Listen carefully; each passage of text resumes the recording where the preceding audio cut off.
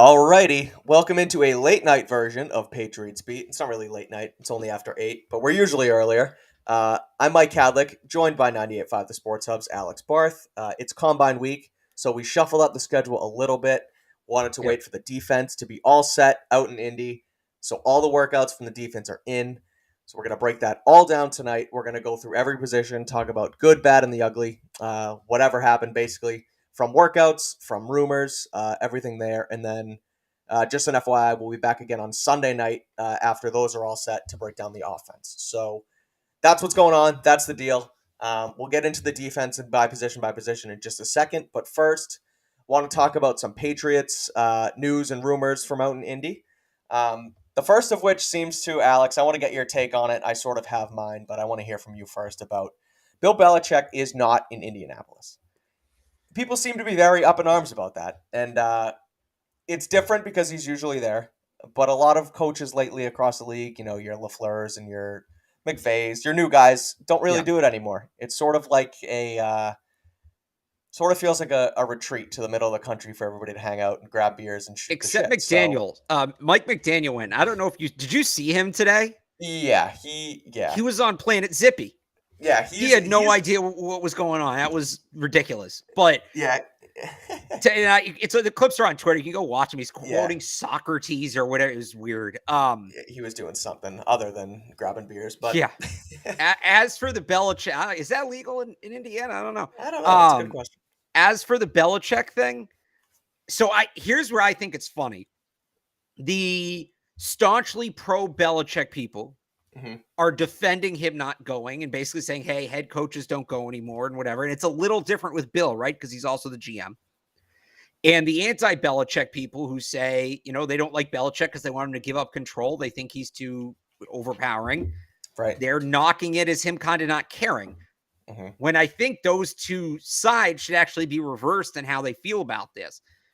Because what that tells me is this is Matt Groh's show. Yeah. And when I say this, I mean the draft evaluation process. Now, I don't know that Matt Groh is going to have final say on the picks.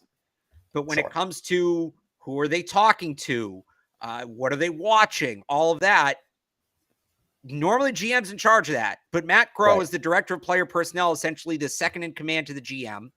He is essentially the head of the personnel department. His background is on the college scouting side. He came up as a scout before moving into his current role.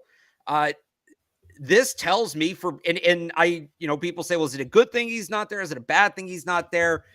Well, it depends what you think of him as a scout, and it depends what you think of Groh as a scout. They've had a couple good drafts since Groh's stepped into the role he's in. So I think it's a good development. I do. We'll see how much control he has over the draft board, and whether it's Bill or Groh. But to me, this tells me that Matt Groh's role has grown significantly since last year. Definitely. And it feels like, too, talking about sort of where the Patriots are at with their front office, ever since, and, I liked Nick Caserio when he was here, but ever since he's left and they've sort of retooled that front office with Matt Groh and his involvement, like you said, they've had great drafts. I mean, Mac Jones, Christian Barmore, last year with the Joneses and Cole Strange and Tyquan. I mean, they still have some room to improve, but it feels like they have a good foundation. Kyle Duggar. So Josh Uche, I mean, I could go on, right? And that's all been centered around Matt Groh being the head guy from the player personnel department. So good sign. It's funny, like you said, too, no matter what side people are on, whether they're pro or anti-Belichick being in Indy, it all seems negative, which it's like maybe they're just in Foxborough right now on the grind, figuring out pro stuff and letting the college guys do the college stuff, and then we'll get together and we'll discuss it after. But the thing is, there's a lot of like pro personnel stuff that happens at the combine as well, because all the agents are there. You know how like when the legal tampering period opens, suddenly there's deals? That's not because they negotiated the deals in 30 seconds. Right. That's all getting done right now. Yeah. So there is a pro element to it too. And that's a good point. And look, cell phones exist. Cell phone technology is pretty good. Bill needs to talk to Drew Rosenhaus. Bill's going to talk to Drew Rosenhaus. He doesn't need to be in Indy to do it. So I don't think Bill's totally removed from the situation. But at the same time, it certainly feels like they're giving Matt Groh a lot more agency. And I would just say to the people who want Bill to have less power or the fire Bill crowd or whoever, here you go. Right. We're going to see what it looks like, because he is not playing as big of a role this year as he has in the past, at least in this step. Right. So let's talk player meetings. Yep. Alex Barth has a full list of player meetings tracker on 985thesportshub.com, so you should go check that thing out. So I can tell you this too. Okay. Those are the meetings players have confirmed. Okay. Those are players saying they have met with teams. I know they have met with other players, some other big name players that have not been made public. Cool. So keep that. It's not a process of elimination. For instance, right? Jackson Smith and Jigba was the only one of the, we talk about the top 4 receivers: Johnston, Addison, Smith and Jigba, and Zay Flowers. He's the only one they've met with on the books. That doesn't necessarily mean that they only met with him and didn't meet with the other 3. What are you telling us here? I'm just using that as an example. I know. But so there are other guys that I think that we've talked about that there aren't meetings on the books. Fair enough. Well, we'll talk about the public ones, and the position I want to talk about specifically, at least off the top, is cornerback, because they've publicly, according to the players themselves, have met with plenty of the top corners. Yep. Guys like Cam Smith, Christian Gonzalez, Joey Porter Jr. And so... And I'd add to this one, too, real quick. Devin Witherspoon, who a lot of people like, he wasn't able to make it to media availability because his medical examination ran long. He's dealing with a hamstring injury. So, again, doesn't necessarily mean they didn't meet with him. But, it seems like they're targeting these top corners. Yep. And so we've talked... that's sort of where I want to get, right, is we talk about the three benchmarks, the 3 flagpoles, if you will, with tackle, wide receiver, corner. We've talked about how deep the cornerback class is and said that maybe they can wait. And maybe they can wait for the Julius Brents and the Eli Ricks. And Brents had a great day today out in Indy, so he might be shooting up the boards himself. But it looks like they're making their way into those top 3 guys. So now that you've sort of seen this, do you think that cornerback might be in play for these guys? And do you think that's a good thing or a bad thing? What do these meetings tell you, basically? So I remember last year they met with all the top tackles, and we were so sure they were going to take a tackle, and they obviously didn't. So it tells me it's at least an option. They're not going to waste their time. They're doing their due diligence on this group. It tells me they view it the same way we view it, as a potential pick at 14. Yep. Of the guys, let's talk about the days they had. Okay, let's talk. Yeah. I was thinking that we were going to go Madden style, but let's just move. No. Do what you're doing. Do what you're doing. It's good. Because Joey Porter Jr. was measured in like a freak. Same with Julius Brents. The defensive backs from South Carolina both ran fast 40s, both under 4.4, I think. And so, what did you make of? I guess let's start with Joey Porter Jr. What did you make of his day today? Well, so it's funny. You mentioned, I know you want to start with Porter, and he had a good day, I thought, and Brents did, and the South Carolina guys did. Yeah. And I have not been high on Christian Gonzalez during this process so far. But holy crap. Everything he does just looks effortless. Yeah. He ran, let me pull up. I have the combine. Do you have his official time here? What was his official time? His 40 was a 4.38. 4.38, and he looked like he was jogging.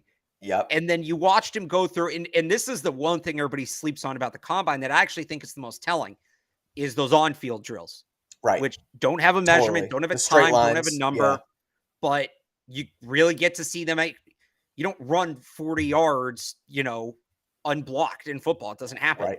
The thing where you're, the one I really saw is they backpedal, flip the hips one way, flip the hips the other way, break. Yep. And again, just like in the 40, it's effortless. It's also seamless. He doesn't look like he's trying. And I don't mean to say that like, oh, he's dogging it out there. I mean, like, it's just natural. It's just, who the other guy, like when I look at the way he moves, it reminded me of seeing Zay Flowers at the Shrine Bowl and just how he just glided across the field. Like some of these guys ran good 40s too, but they looked like stiff and they didn't necessarily look comfortable. Right. And I think certain guys train for the 40 and they run different in the 40 than they'd run in a game, right? Right. To me, Christian Gonzalez, it looked like he just ran out of bed and rolled 4.3 and rolled out of bed and ran a 4.38. So now he might have tested too well. he might not be there at 14. Yeah, I know. That's There's the already problem, some right? belief that he could be the top corner in the draft, but yeah, top corner. Then it turns into a top 5 pick when they test that well. Yeah, I was blown away by what I saw from Christian Gonzalez today. I was very, very impressed. I had his name on my notepad circled multiple times. Yeah. As reporter, tested super well.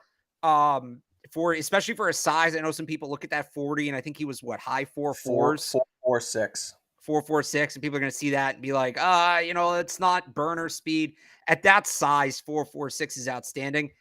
I really liked his interview, though. That's kind of what sold me on him this week, because we've talked about, they don't take guys from Penn State. The things his dad has said about the Patriots. I thought Did you see they had his dad on NFL Network today? Yeah, and he was having none of it. He had nothing to say. Yeah. Well, he's locked in watching his kid. I don't blame him. Oh, for sure. I don't blame him either. I thought Porter gave a great answer when asked about playing for the Patriots with everything his dad has said. And he was like, you know what? It's a great organization. I think I'm a great fit for their scheme. I think my dad would understand that it's a great place to be, that playing for Bill Belichick's a great opportunity. And I'm paraphrasing here, but yeah, I would imagine, and we don't know what happened in the meeting. I'm sure it came up, but I would imagine the Patriots looked at that answer he gave to the media and liked seeing that. Yeah, I would agree. All right, I'm just looking at my notes here and also going through the combine results from the NFL Network. Yeah, but from the NFL Network, or the NFL.com rather's website, and I see DJ Turner, the 6 foot corner out of Michigan, who ran a 4.26, the fastest 40 from the cornerback position. And he has a little bit of that size, right? He's at 6 foot, which, think of 6 foot, think of like Jalen Mills size. So it's not incredibly tall, but it's tall enough to play boundary corner in the NFL. Match it with that size. He plays bigger than 6 foot as well. Yeah. So, yeah, Michigan guy, match the 4.26 with the size. Fast, obviously. His vertical wasn't. He jumped 38.5. So it's pretty good. It is pretty good. But yeah, we're gonna have to go to Julius Brents because he is just all over these boards. But DJ Turner, what do you think? What do you think of the speed? Do you think that's a fit, especially with the size factor and all that? So I like Turner coming in, but I didn't really look at him as a speed guy. I figured he'd run a good time. I didn't think he was going to be, pace the group. So to me, it kind of reminds me of Tyquan last year. I looked at Tyquan. I looked at his height. I looked at his route tree. I looked at, I knew he had ability after the catch, but I didn't. Again, he was a guy I looked at and said he's going to run a good time, but I didn't think it was realistic. And then he runs this speed. And the thing that does, we talk about, a guy runs a great 40, so now he's a higher pick. It doesn't necessarily mean, they're picking him higher because he ran a great 40. You run that 40, all of a sudden teams go back and look and say, all right, we got to watch this kid a little bit closer. We got to watch him again. And they find other things about your game maybe that they like that you pair with the speed. Or sometimes you run a great 40, teams go back and look, and they're still not impressed. Kalon Barnes ran a 4.28 last year, went in the 7th round. Right. I think when teams go back and look at Turner, they're going to find a lot of other things on tape that they really like. Yeah. I like the way he plays the game. To me, he is definitely a guy.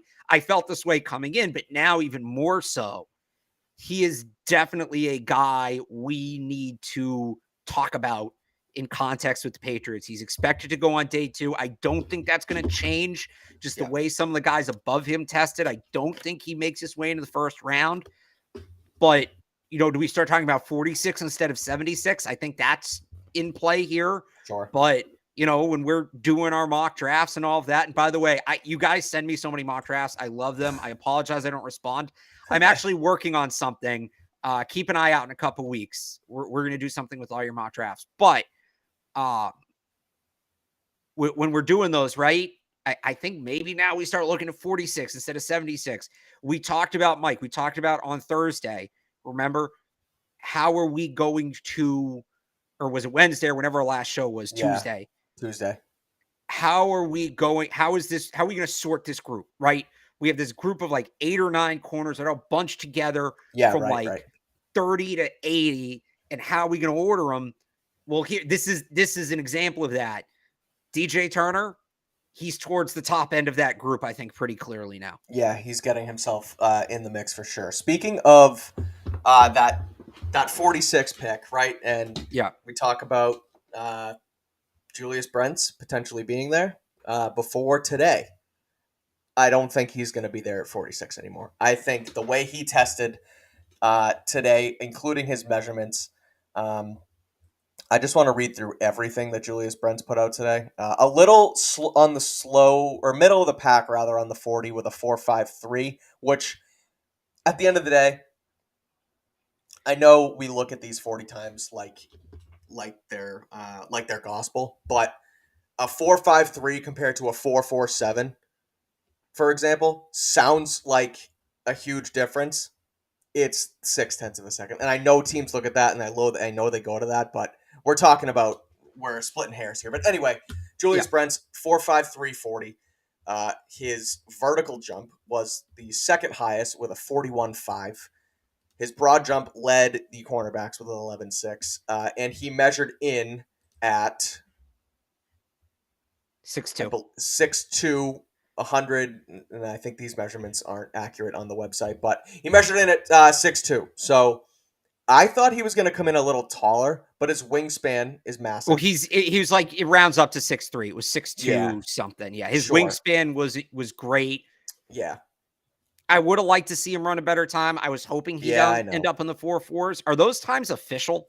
Because they still have the U next to it on the NFL website. It's a good question, Alex. I don't know if they're official.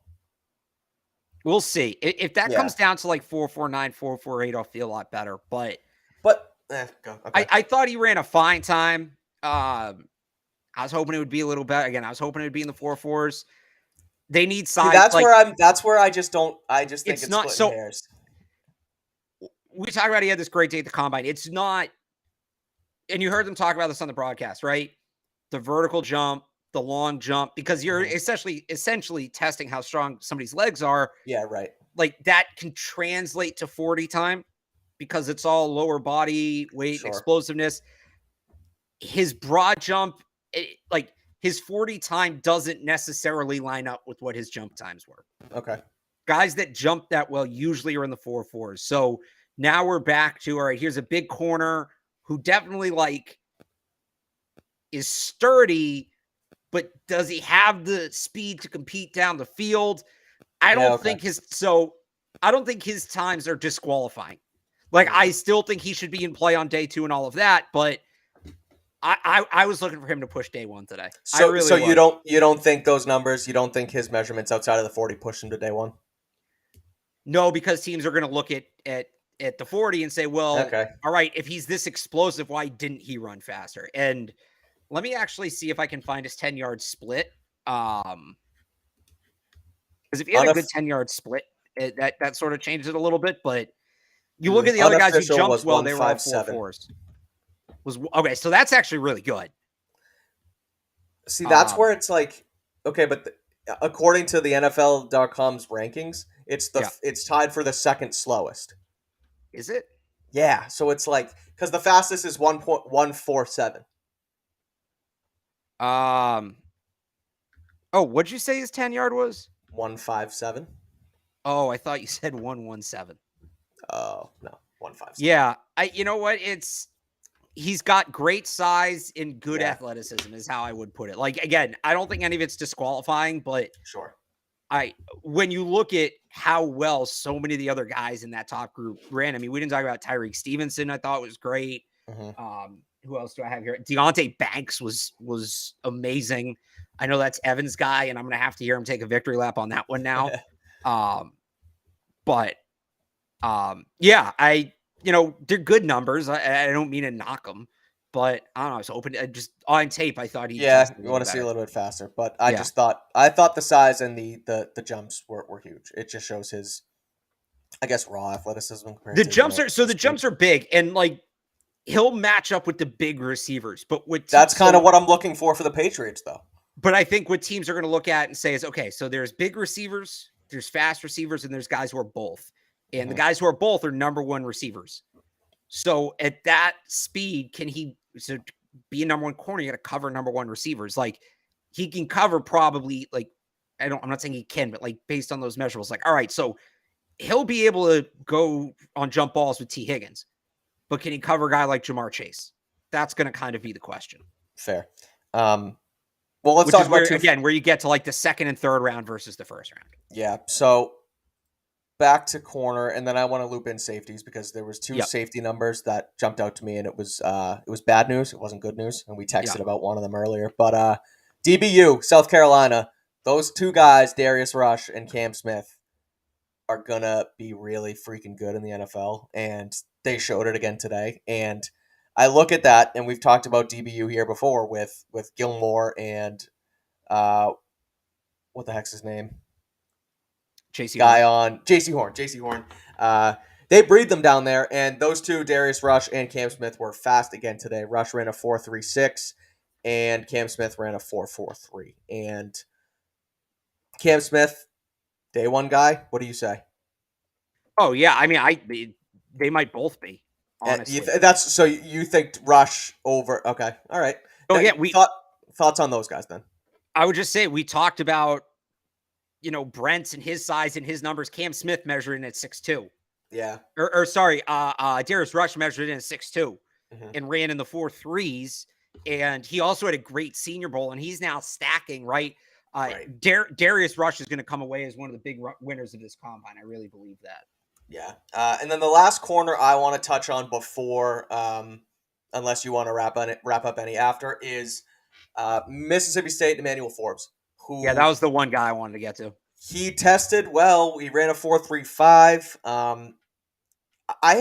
We hadn't really talked about him on the show until Tuesday. Really, he's sort of that fringe first round guy. But then he weighed in at 166 pounds, and I sort of wonder about that. I mean, playmaker. I tweeted about it today. He's playmaker. He has the most pick sixes in NCAA history with 6. He's a ball hawk. He just knows he has a knack for the football. Do you worry about 166 pounds? And do you think that knocks him, or do you think that the way he tested is sort of negated that and he's back as a first-round type of guy? Because 166 pounds is light. I think he tested well enough that a team will ignore it. That makes sense? Yeah. Sorry, hang on. I think he sorry. I think he. I'll try to work my board a little bit. I think he tested well enough that a team will ignore it. I don't think it's going to be the Patriots. Yeah. And I just trying to tackle guys in the open field, like it's going to be tough. And the thing is, if he's really going to be competitive in the NFL, I think now it's going to be as a slot corner. And, I kind of look at like Marcus Jones last year, right? Where size was a big question mark for him. And,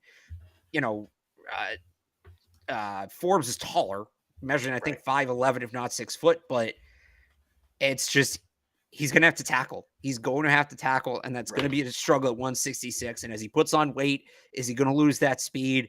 The production's excellent and the testing's excellent. So I don't think he's totally out of the first round, but I would guess the majority of teams have moved him down on their boards. Yeah, when he spoke, he said that he had played at 173, believes he can maintain 181, and said, I played in the SEC and didn't miss a game due to injury, which all valid points, but to then come in at 166 when it comes time to, to weigh in, it's tough. But,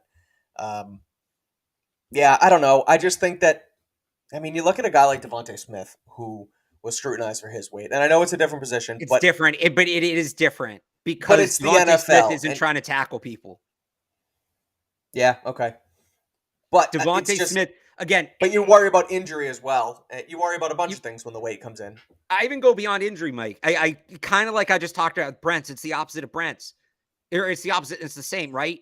Okay, so he's going to be able to cover Devontae Smith because he's fast enough and it's not too much of a size mismatch. And that's great. What happens when you have to play the Bengals and Chase, or when you have to play the Raiders and Devontae Adams? Like, how is he, DeAndre Hopkins, how's he going to tackle these guys? Yeah, that's fair. And he did measure in at 6'1", for what it's worth. You then wonder about, I know, but like his arms just don't. No, I'm just, you mentioned about if he was 5'11". Okay, so he came at 6'1", but I think you wonder about his tackling ability. And at that point, well, if he can't tackle some of these number one receivers, can he be a number one corner? Look, and another some of this with Brents, with him, I am nitpicking a little bit. But when the class, that's what this is all about. This is what this time of year is about. It's not even this time of year. It's this specific class. Another year, you might look at it and say, yeah, okay, well, he's not a perfect number one corner, but he's as close as you're going to get in this class, so somebody's going to take him in the first round. But again, when you have guys like Gonzalez and you have guys like Porter and you have guys like Cam Smith, you don't necessarily need to settle for a guy who's 166 pounds. Yeah, that's a fair point. That, like, you have to – these guys are going to get nitpicked because there is so much depth at the position. Because you see the opposite of it sometimes as well, where guys go way higher than they should, right? Just because it's a bad class at the position. And look, Kenny Pickett was not a first-round quarterback. Like, you say what you will about Kenny Pickett. Yeah, right. He doesn't check a lot of the – 1/6 of his last 8 games, Alex. He doesn't check – coming out of college, he did not check a lot of the boxes of a first-round quarterback. Right. But teams need a quarterback, and he was the best one there. So he went, and they kind of said, you know what, we're going to overlook this for now because we need the player. You're seeing the opposite of that this year with the cornerback position, where, yeah, some years I think teams would look at Emmanuel Forbes and say, all right, yeah, he's 166 pounds, but we love the rest of his makeup, and we're going to invest in him. But if you're between, like, run down the list of the guys who are expected to be first-round picks, of guys we think that have the potential to be number one corners. You're not taking him over Gonzalez. Right. You're not taking him over Porter. You're not taking him over Witherspoon. You're not taking him over Smith. Keely Ringo. Some teams might. Yeah. I wouldn't. I don't think you're taking him over Rush. Banks is in the conversation as well. So Brent, it's going to be that thing. Yeah. Do you want the slightly slower corner who's bigger? Or do you want the faster corner who is undersized? Like that's where it becomes a conversation. But there's so many guys that you don't have to do that, would you rather with, that it knocks guys down the boards. It's just the nature of this class. Yeah. So any more corners before we loop in the safeties on your radar? Let me look at my. I mean, there's a ton, but yeah, I just briefly mentioned. I'll bring up again like Tyreek Stevenson. Yeah, his testing numbers were, they were good. They were good. I don't think he necessarily blew anybody away with his testing. I don't think that was the expectation. Ran a 4.45, which is a good number. But again, those on-field drills, I really liked watching him during the on-field drills. He looked super comfortable. Another guy who had a really good Senior Bowl, so now he's building momentum. So just, again, a guy I think is building a strong process here, and a guy I think projects as a fit for the Patriots. So just keep his name in mind as well. The other, and it's not Patriots centric, but you put him on my radar when we were finishing up the college football playoff, and we talked about the Shrine Bowl, was Travius Hodges-Tomlinson.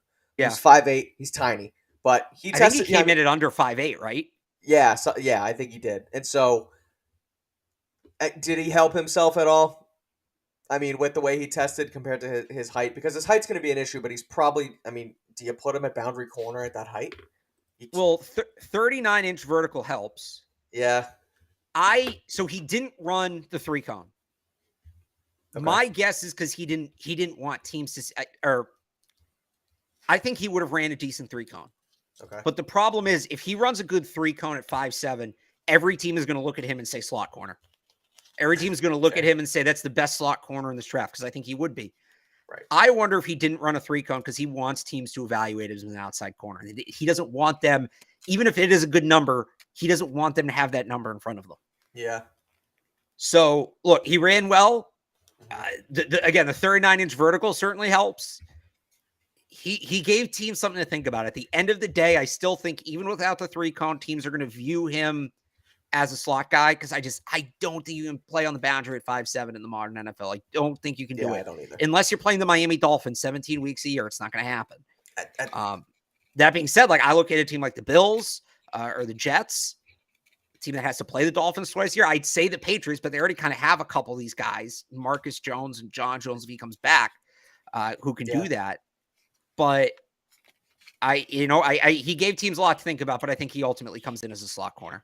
Yeah. At that point, just play slot. Are you corner. fiddling with paper, by the way? Yeah, could you hear it? Yeah. Sorry. It's all good.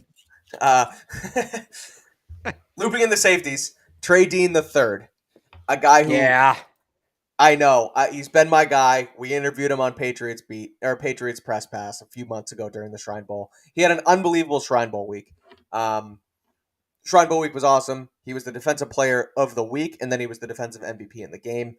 Uh, sort of started to climb the ranks, thought of as a prototypical Patriot, just the way he talked about the team, the way the interviews went, that whole thing. And then he came out today and he ran a 4.75 40. So I know it's safety versus corner, and typically the safeties are not as fast as corners. That's just what it is. But I mean, a 4.75. You look at Nolan Smith, the Georgia Tech defensive end, who ran a Just Georgia. 4.39. Just Georgia. Did I say Georgia Tech? Sorry. Yeah. The runs a 4.39, and then you have Trey Dean the third running a 4.75. It's like it's not good, and I don't know how much that's going to hurt him, depending on what you see from just tape compared to the way he tests. But I was expecting much better from Trey Dean. I was too. And look, the Patriots got to work with him very closely. Yeah. So they understand what he's about. And he didn't, it wasn't just a 40. I mean, he did not have a good day today. Yeah. All over testing. They understand what he's about. They know what his play speed looks like. They saw him in game action at the Shrine Bowl. So if they're serious about him, this helps them. Because we were talking about him maybe pushing the second round. Right. Now I think that 73 pick was where I was aiming for. Right. Dean. Now you're looking at probably fourth round at best. Yeah. So if the Patriots feel like this was a fluke, they're in great shape, and this becomes the benefit of going to the Shrine Bowl. I thought he played faster than that. I didn't expect him to run the fastest 40 of the safeties. Right. I thought he'd be middle of the pack. I thought his athleticism was kind of, when I say average, I don't mean bad. I thought it was more or less going to be in the middle of where all the safeties were. Instead, he's at the bottom of a lot of these tests. Right. So now it becomes, do you trust his football IQ? Do you trust his instincts? That's what the evaluation turns into. And again, nobody has a better look at that than the Patriots. So was it bad enough that they write him off? Maybe. But if not, their eyes are probably wide open now where, wow, we really know what this kid's about. And everybody else is going to be ignoring him. Here's our chance to get a player. So that's what it comes down to at this point. So I look at the combine as sort of a big job interview, as most of us do. Let's talk about LinkedIn, because maybe they're better off just posting these jobs on linkedin.com/beat instead of going, everyone's flying out to Indy and, you're booking hotels and you got to interview guys. They could just post cornerback at linkedin.com/beat. You'll get the best qualified candidates. The easiest way to talk to them. You'll find just the guy you want. Instead of, you bring your whole consort out there, right? Your pro personnel, your college personnel.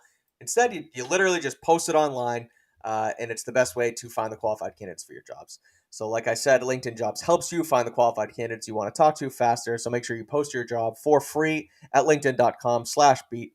That's linkedin.com/beat to post your job for free. Terms and conditions apply.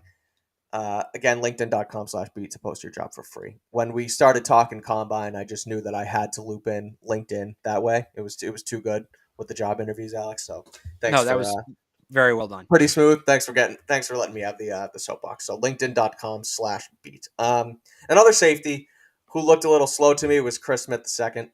I think he ran a 4.62, which, I mean, it's better than Dean, but he's kind of looking at where I have my tiers with safeties. I have him in that. Originally, I had him and Trey Dean as tier 2, tier 3-ish guys. Yeah. Chris Smith, maybe, I mean, a little higher than Trey Dean the third now, but I thought Chris Smith had the ability to put himself into tier 1 category with guys like Brian Branch and Jordan Battle. Just the way that, I mean, he's an SEC safety. He knows how to play the game, right? I mean, I'm saying all these buzzwords, but once you go and test, that's going to build you up that much more. And so I thought he was a little underwhelming with the 40, but what did you think of him in general? Yeah, I would have liked to see him run a better time again. I thought he looked good in the field drills, so that helps. Yeah, you mentioned those tiers. I thought a guy who had a great day was Jordan Battle. Yeah. And I said coming in, I wanted to see. So I do think Brian Branch is a better player than Jordan Battle. I don't think the gap is as big as people are making it out to be. And that's I would agree. It's not a knock on Brian Branch. I think Jordan Battle's that good, and I think he kind of closed that gap today. So I thought he was really good. Mm-hmm. Another guy that's not on a lot of people's radar, but had a really good Shrine Bowl that I thought tested well today was Jordan Howden from Minnesota. Ran a 4.49, had a 33-inch vertical, had a great 10-yard split, 1.55. And again, I thought looked good in the field drills, looked especially good in the gauntlet, which is usually not a defensive back drill, but talk about it all the time with defensive backs. How well can you turn your hips? That's a big part of that drill, and I thought he did it well. So it's another guy where kind of different than Dean, where, maybe the Patriots now think about Dean falling to them, but they saw Howden at the Shrine Bowl. He was on their team at the Shrine Bowl. Now he has a good combine. Some teams may just be digging into Howden now for the first time. The Patriots are a couple months ahead of everybody. Right. It's a guy I would expect to be on their radar. So what'd you think of Jartavius Martin from Illinois? He tested really well today. He ran a 4.46. He also had the highest vertical at 44 inches, and his broad jump was the longest at 11.1. Yeah, the Illinois guys are going to be players to watch because that Burt Bielema connection, right? And it's not uncommon for the Patriots. We were watching Devin Witherspoon, but this other guy in the Sidney Brown too. Yeah, you're right. Sorry to cut you off, but Sidney Brown had a very good day. Yeah, yes. Both of them. Both those guys. Sidney Brown had an excellent day. So, I thought the Illinois guys showed out well, and that obviously means something for the Patriots because they have that connection. Anyone else on your safety radar? No, that's it. Okay. Doesn't feel like there's a lot of safeties in this draft. Not in terms of like draftable. I just feel like the overall number of safeties is low. Yeah, it's those top tier guys. It's the fringe. It's that fringe group, and then it sort of falls off. / I don't want to call guys irrelevant, but you get the point. All right, let's talk about those DNs from Thursday.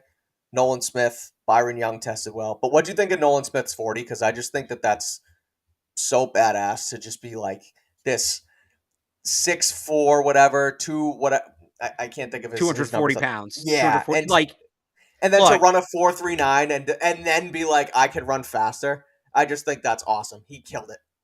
He's not a defensive lineman. He's an outside linebacker. And they do this every year. There's like one guy out of position with every group. Like they had Brian Branch with the corners today, so his time didn't look that good. was weird too. I don't remember who it was last year. They had like one very obvious outside linebacker with like not even the defensive line, just the defensive tackles. And it was whatever it was stupid. Jordan Davis still ran faster than him. But yeah, the Nolan Smith thing was unreal. He's going to be on the Patriots radar now, but especially with Jalen Carter falling down the board.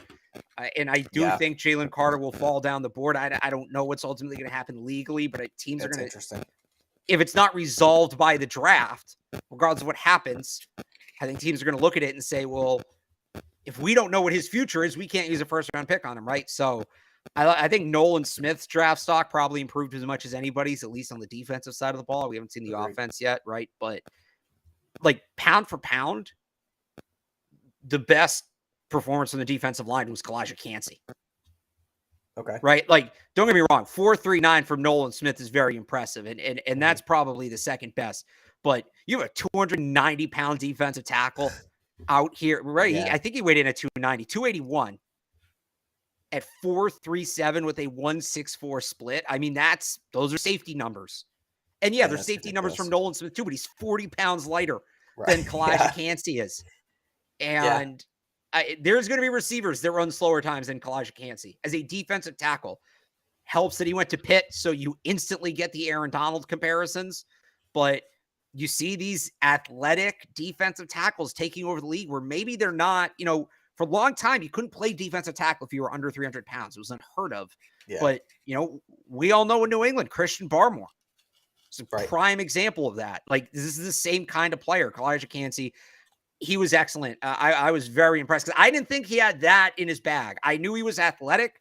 I knew he was probably going to be one of the more athletic defensive tackles at this event. I did not think he was running in the 4.6s. Okay, help me pronounce the Northwestern kid's name, if you know how. Oh, yeah. Rich Eisen was struggling with it all week. Why isn't he on here? Adetomawa. Yeah, you should go to it's on defensive ends, as in. Yeah. Meanwhile, this kid, like, we're gonna have to learn how to pronounce this because everything about his game screams Patriot. Adetomawa Adibara. Okay. Adetomawa Adibara. Good stuff. Northwestern defensive end runs a 4.49 at uh, 280. at 280. Yeah. He jumps a 3.75 vertical. His split was 1.61. 161. Yep. 27 on the bench.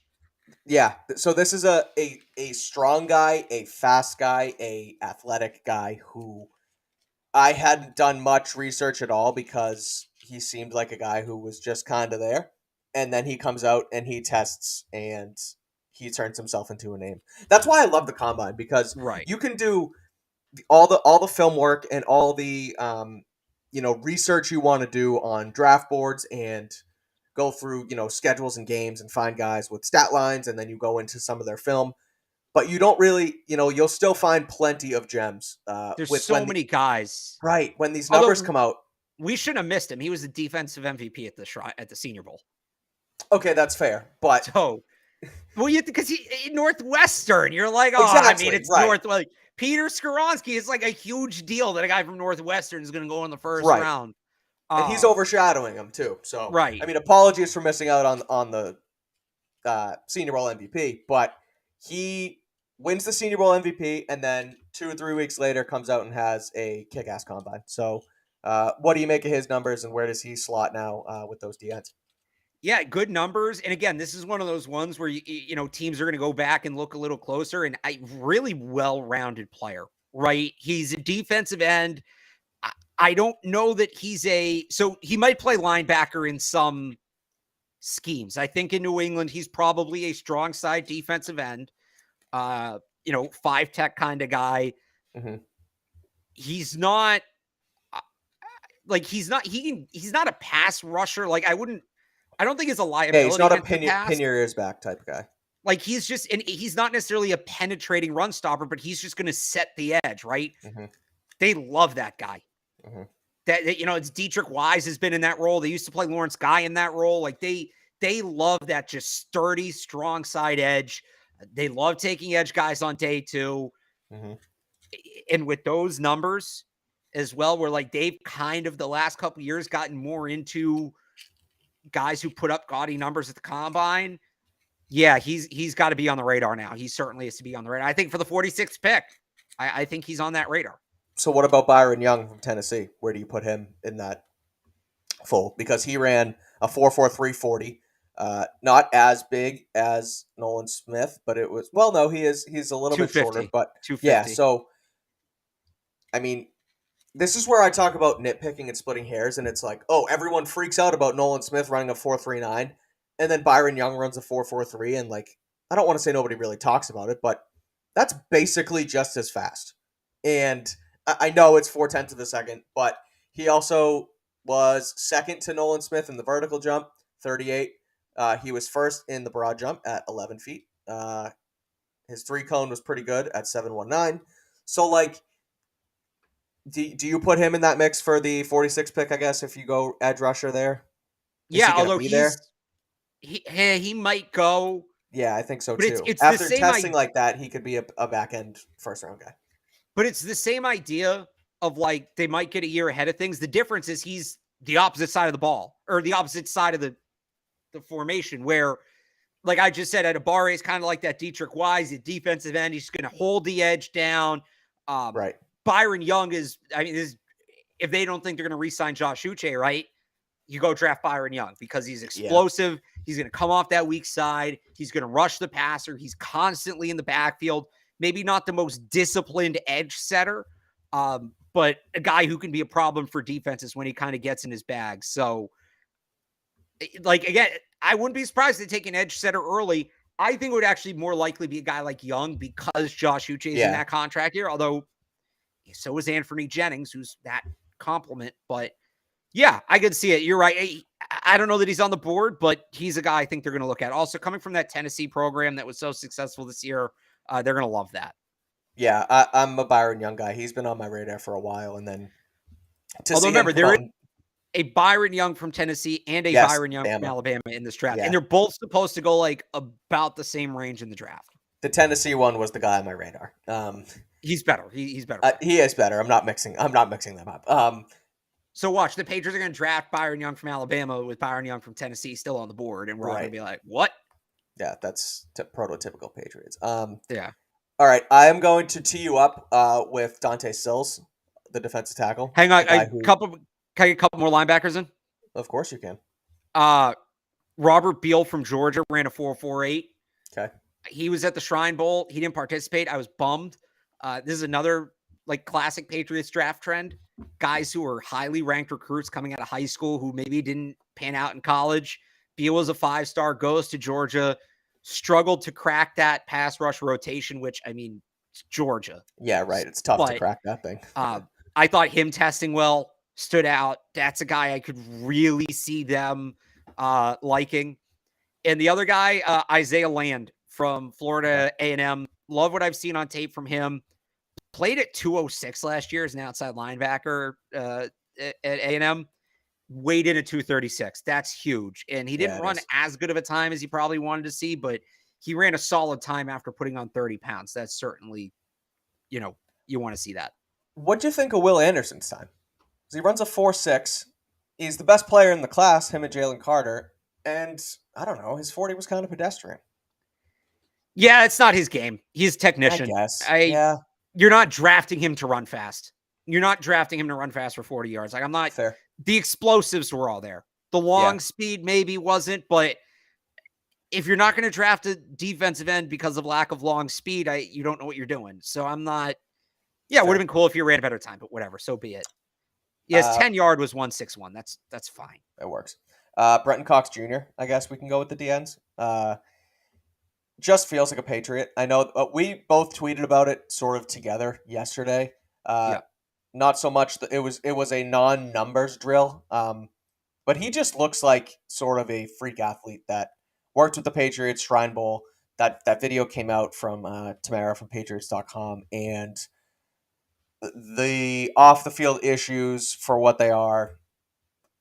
What did you think of his day, and do you still think the Patriots could be after a guy like that?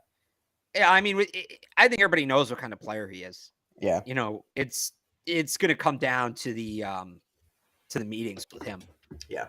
So all right, it'll be interesting to see. I want to tee you up with Dante Sills, a guy who you've loved from West Virginia for what feels like years now. It is years because he keeps going back to school. Yeah, he tested pretty well. Where does he fall? Did he help himself? Obviously didn't hurt himself. But what do you think of his performance out in Indy? He helped himself. He was good. It's tough when Kalijah Cansey runs a 4.67 and he's kind of that same. You're looking at him to be kind of the same mold of player. Now he's probably the day 3, right? If you want to add that player, but you don't want to invest that highly. I mean, that's a massive gap, 4.67 versus 4.85. That really is. But that day 3 group of interior athletic pass rushers, I think he's starting to pull away from that group. I thought he had a strong showing. Another guy that, again, the on-field drills. I liked what I saw from him on the on-field drills, and I think a lot of teams are going to like what they saw as well. Yeah. Jalen Redmond. I'm looking at the numbers and the way they rank, and it's hilarious seeing Kalijah Cansey compared to everybody else, especially on that 40 time. And that's not a matter of like he's not listed at the right position. He's just that good. Yeah, it's crazy. But Jalen Redmond was at the top of every board. He jumped the highest vertical. He had the longest broad jump. His 3-cone was the fastest, and he had the second fastest 40. So call it the fastest 40 because Kalijah Cansey is an anomaly. Right. Jalen Redmond from Oklahoma tested out of the books today. And it's interesting because some of the evaluators coming in, the big knock on him was his athleticism. Which is great. Everybody needs to go back and rewatch it. How does that happen? Because it's so like 600 players, and at a certain point, it all starts to run together. Yeah, I guess. He's a guy that I think is going to get heavily reevaluated. I just find that hilarious that everybody, and I guess you can include myself and you in it as well. I mean, we all talk about the draft, and we all want to be right, and we all think we are, and we put in the work, but then something like this happens, and it's like you said, his athleticism is not. That's why we do it. Out. I know, but and look, like it's funny. It's funny. I have, scouts that I respect that I go and I look at their opinions, and sometimes 2 people who I respect highly have polar opposite views on the same player. I remember last year, Andrew Booth, one of the places I go to kind of confirm my priors, said Booth is a lockdown man corner who in a man system will thrive, but don't have him play zone. Yep. And another spot I go to that, again, I trust and is usually pretty spot on, said teams who play man should not consider drafting Booth. He's a zone corner. So, like, it's awesome. You get those sometimes because everybody sees it differently. Everybody's watching it through a different lens. Yeah. There are players, for instance, like people ask me about neutrally that I say I'm not a fan of. Doesn't necessarily mean I don't think they're a good player, but I'm watching this for the majority of the point through a Patriots lens. Right. So I might look at a guy and say, yeah, like I understand he's a good football player, but I don't like him for the Patriots. So you get all these weird anomalies in it. Speaking of that, just quickly, the other thing I find funny is with that, and we're Patriots. We write and we report and we cover the Patriots. And so I'm on Twitter and I'm looking at, guys getting cut and guys are trade bait and all this stuff. And I try and see, and I'll tweet about it. Is this good for the Patriots? Because could it fit this way and why? Right. And so many people tweet at me and like, you think everybody can fit with this team? Like, oh, you just want everyone. I'm like, yeah. No, I just look at it that way. Could they fit? Maybe. If they don't, maybe not. But that's put it up for debate and we'll see what happens. But yeah, like you said, we're looking through it at it through a Patriots lens. While we're on this topic, hang on real quick. I don't know if you have any more defensive linemen you want to get to, or I guess we still got to do like the inside linebackers. But inside linebackers is how I'm going to finish it off. I was going to get to this as well, so go ahead. Did want to get to this. Yeah. Them meeting with Anthony Richardson, because we're talking about, we think every player is a fit for the Patriots. I wrote a column about this on 985thesportshub.com yesterday. Mm-hmm. All right, so the Patriots meet with a quarterback who's, I think, top 3 in the class. Most people have top 4, could be a top 10 pick. Yep. It's Mac Jones on the hot seat. Ooh. I would remind everybody of a couple of things. The Patriots view the combine as a fact-finding mission. That is overall. Mm-hmm. They have always interviewed players well out of their range. Yep. And a lot of the times the players they interview end up that are out of it. Like they talked to Sauce Gardner last year. They were never going to draft Sauce Gardner. But a lot of the times these players, like there's 4 or 5 players every year that they have no shot at drafting that they talk to. Yep. I feel like more often than not, those players end up on the Jets, the Dolphins, or the Bills. Because guess what? Come April 27th, once Anthony Richardson gets drafted by another team, you can't talk to him anymore. That's tampering. So it's a great chance to go in there and say, hey, what do you think your weaknesses are in your game? And a quick look at the Patriots' upcoming schedule, you factor in trade-ups and whatnot, I count 7 opponents who I realistically could see drafting Anthony Richardson. I don't think they met with Anthony Richardson because they think he's replacing Mac Jones. I think they met with Anthony Richardson because they were doing advanced scouting for their 2023 schedule. And to anybody who says I'm being a homer, I have Mac Jones blinders on, I would remind everybody the Patriots went to Trevor Lawrence's pro day in 2021 when they were not going to draft Trevor Lawrence. Right. But the Jaguars were on their schedule that year. And it was never officially reported, but it was kind of like one of these things that like, they want to make sure they can beat Trevor Lawrence when they face him. So they're going to watch him up close. I remember when that happened. I think that's what happened with Anthony Richardson.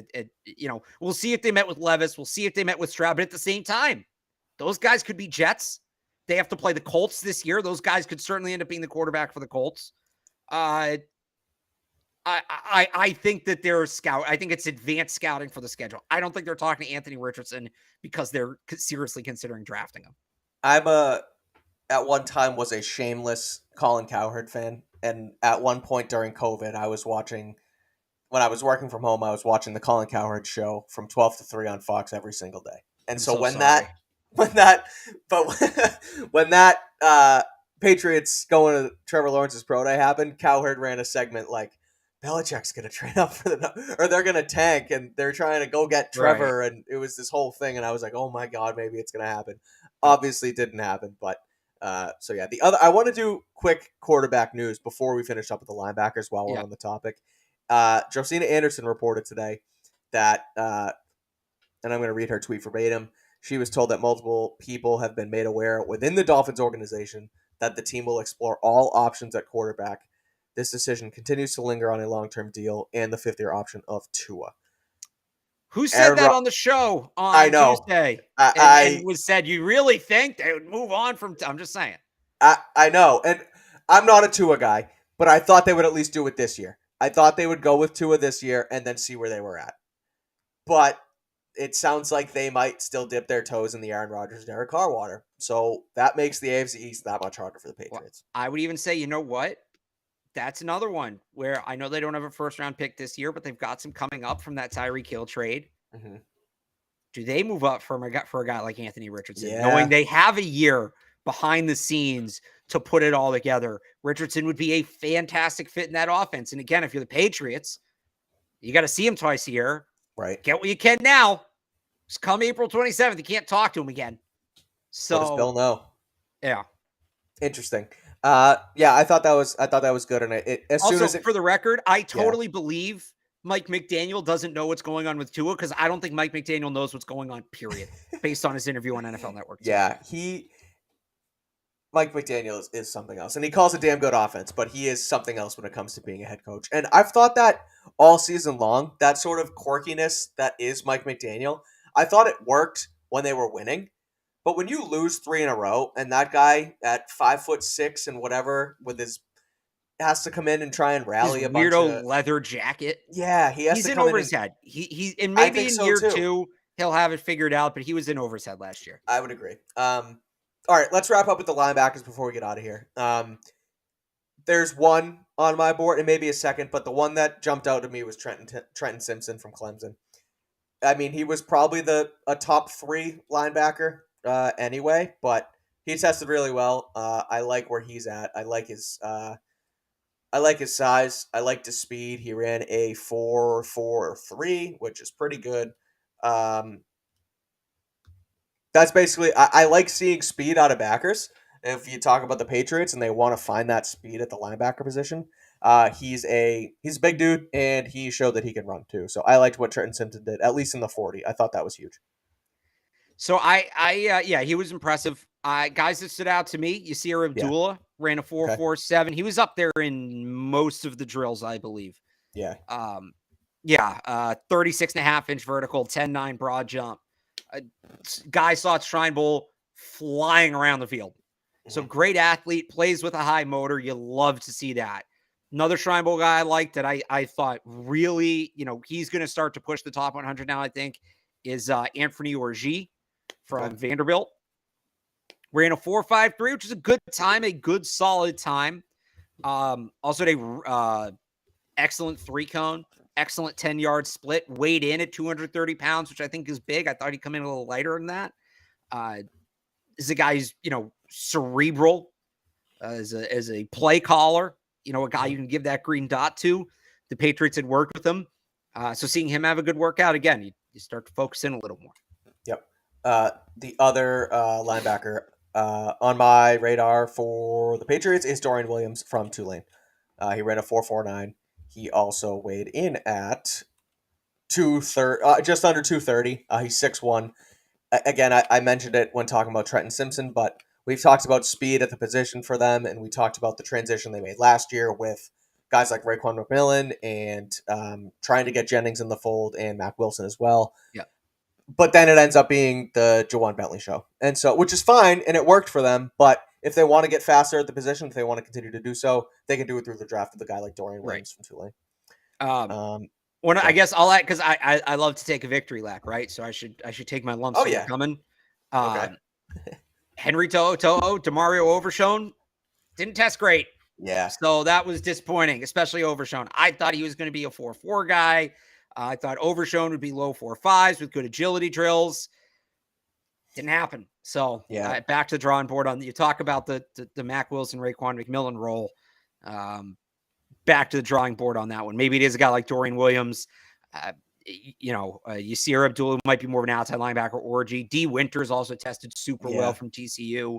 Kind of a hybrid linebacker safety. I think would be fun to put him on the field with I'm gonna say Patrick Chung, Kyle Duggar.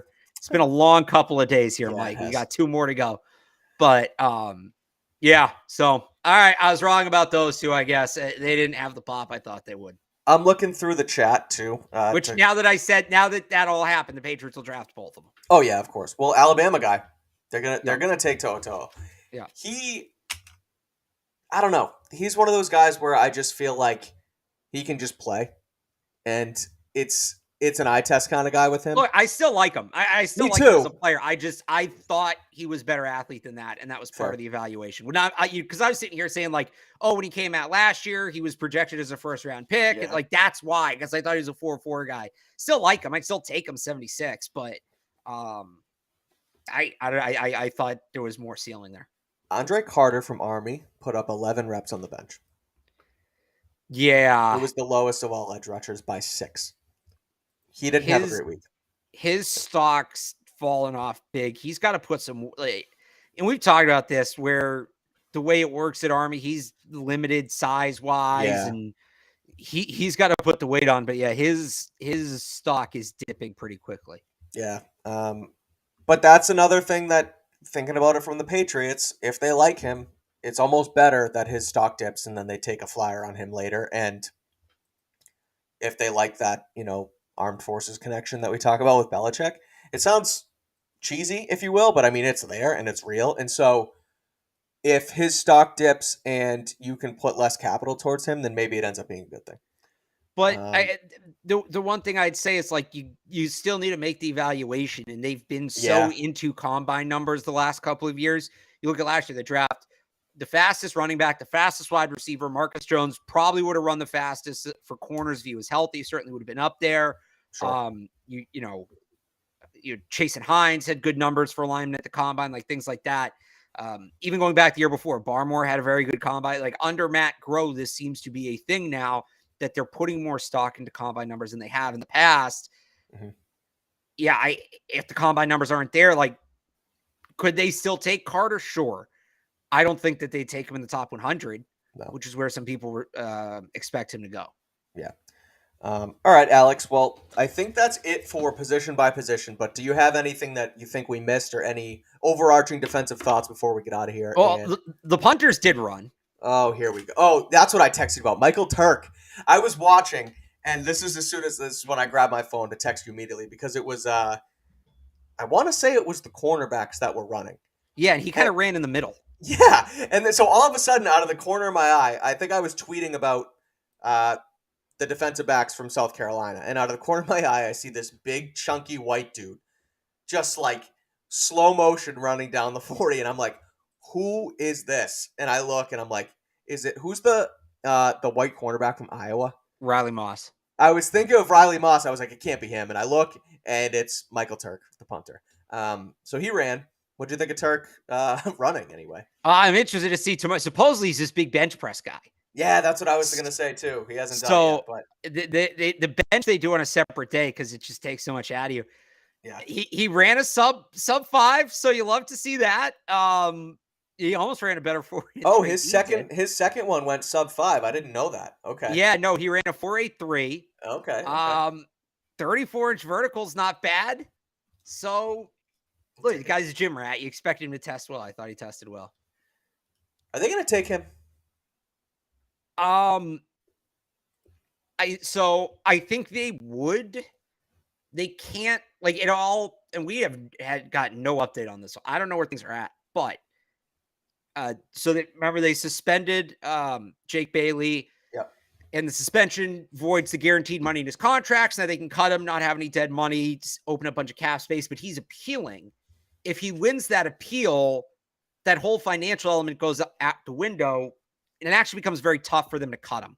So I don't think they take a punter this year. Like they might bring in a UDFA and just sort of push Bailey. And maybe if he has another off year, you have a guy ready, but like to take Turk where they would need to take him, that pretty much guarantees you have to cut Bailey. And I don't think that they want to guarantee that with the financial element unknown. Yeah. So if that all gets cleared up and he loses his appeal prior to the draft, and again, I don't know what the timeline is. It's not out there. Yep. But if that appeal fails prior to the draft, I think Turk's certainly in play. But if it's still unsure or if he wins his appeal, I think we start doing punters in 2024. It just becomes really tough. And I mean, again, somebody undrafted, but it becomes really tough at that point. Between the two, and I've been getting this question a lot, is it more likely to take a kicker or a punter this year? I think this is a kicker year because Nick Folk's contract, they can get out of a little easier. It's more of an immediate need. Folks struggled down the stretch last year. He's getting older. I think they really like Jake Moody. They had a separate meeting with him after the Shrine Bowl.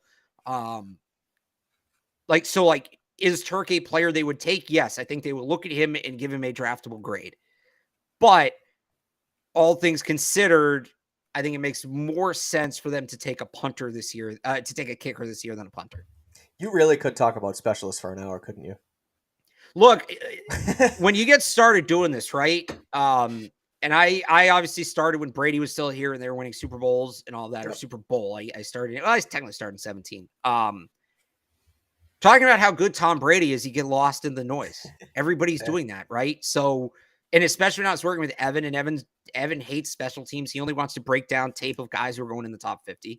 So you got to find a way to stand out. And nobody was talking about special teams at that point. And they were moving on from a kicker for the first time in like decades. Mm-hmm. And then they drafted Jake Bailey high, which nobody saw coming. And it's how you build a brand. So find your niche, baby. Find your niche, but not special teams, because that's mine. Like I started honestly, like the punter hang time thing, right? Yeah. Everybody, like, that was one of the first things that like I got noticed for, because and this was before I worked at the Hub. They were reading them on Zolak and Bertrand. I did that as a joke. I had the timer out because I was just curious, and I was like, "What, are you going to tweet it?" I was like, "Yeah, you know what, I am," and I did, and it got a ton of response, and it just kind of became a thing. So, I have a special teams background. Just not sounds dumb to say. Let's hear it. What'd you do? I went to a D3 school, right? So we obviously covered the team a lot more closely. And there's only one kid in my major on football team, and he was the kicker. And he basically, when I told him, I was like, "Hey man, I'm going to be covering the team." He goes, "All right, if you're going to cover the team, you're going to know how special teams works, because nobody who covers football knows how special teams works." So I'd go to some of the special teams meetings. He'd walk me through stuff at practice. The punter would walk me through stuff. The long snapper, the special teams coach, like, they wanted me to know it. That's awesome. Because I was covering the team and they wanted to be represented correctly. So I sort of had some of that knowledge and I went with it. And so, yeah, I can talk about it because I've spent time doing it. You're not going to get this anywhere else, folks. Whoever's still watching here, thanks for coming in at I don't think I've ever told that story on air or anything. So there's where my special teams background is. You will never get that much in-depth. That's why I talk about it so much. Yeah. On the Patriots or in the NFL, frankly, than you will from Alex Barth at 98.5 or on Patriots Beat. So that's going to do it for us tonight. We went through every position from the defense. So now the offense is set to work out Saturday and Sunday. So we will be back Sunday afternoon, Sunday night-ish, whenever they finish up. I think so. I think they're done at 6 or 7. We'll on the out. So whenever the drills end, the top of the next hour, we'll be back on.